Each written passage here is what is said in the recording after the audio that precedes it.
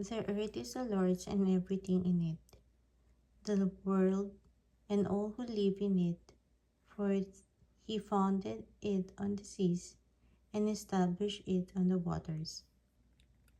Who may ask in the mountains of the Lord? Who may stand in his holy place? The one who has clean hands and a pure heart, who does not trust in an idol or swear by a false god. They will receive blessing from the Lord and vindication from God their Savior.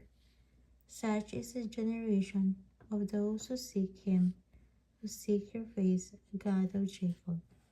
Lift up your heads, ye gates, be lifted up, you ancient doors, that the King of glory may come in. Who is this King of glory? The Lord strong and mighty, the Lord mighty in battle. Lift up your heads, your gates, lift them up, you ancient doors, that the King of the glory may come in. Who is he? This King of glory, the Lord Almighty. He is the King of glory.